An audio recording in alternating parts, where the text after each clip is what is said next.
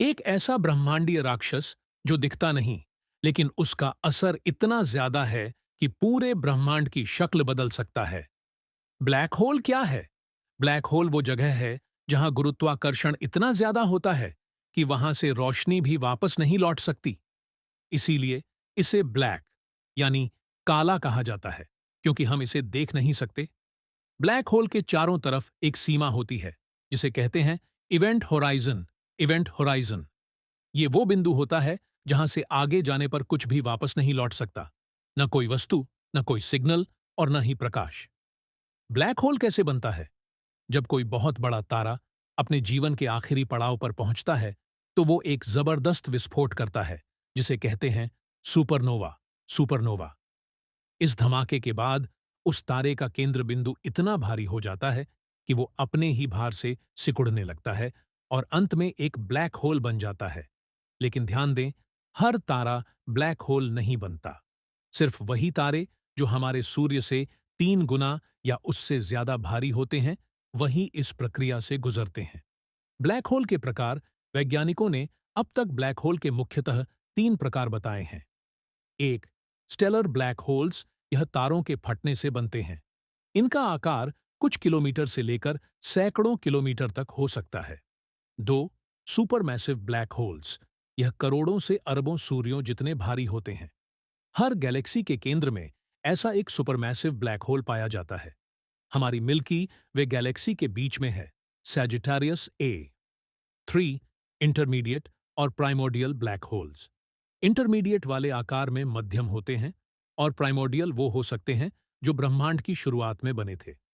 इन पर रिसर्च अभी जारी है। ब्लैक होल के अंदर क्या होता है? ब्लैक होल के केंद्र में होता है सिंगुलैरिटी। यह एक ऐसा बिंदु होता है जहां गुरुत्वाकर्षण अनंत हो जाता है। द्रव्यमान इतना घना होता है कि भौतिक विज्ञान के सारे नियम वहां बेकार हो जाते हैं। यहां तक कि आइंस्टीन की जनरल रिलेटिविटी भी यहां फेल हो जाती है। क्या ब्लैक होल टाइम मशीन है? आइंस्टीन की थ्योरी के अनुसार बहुत ज्यादा गुरुत्वाकर्षण समय को धीमा कर सकता है। यानी अगर आप किसी ब्लैक होल के पास जाएं, तो आपके लिए समय धीरे धीरे चलेगा, जबकि बाकी दुनिया के लिए समय तेजी से आगे बढ़ेगा। इसका मतलब आप भविष्य में झांक सकते हैं। कुछ वैज्ञानिक मानते हैं कि ब्लैक होल के जरिए हम समय या स्पेस में कहीं और जा सकते हैं। यानी ब्लैक होल एक वर्महोल की तरह काम कर सकता है, जो हमें किसी और ब्रह्मांड तक ले जाए। लेकिन अब तक यह सिर्फ थ्योरी है, क्योंकि अभी तक कोई भी ब्लैक होल से लौटा नहीं है। क्या इंसान कभी ब्लैक होल तक जा पाएगा? फिलहाल हमारे पास ऐसी कोई तकनीक नहीं है जो हमें ब्लैक होल के पास तक ले जाए। हमें नहीं पता कि वहां जाकर हम जिंदा रह भी पाएंगे या नहीं।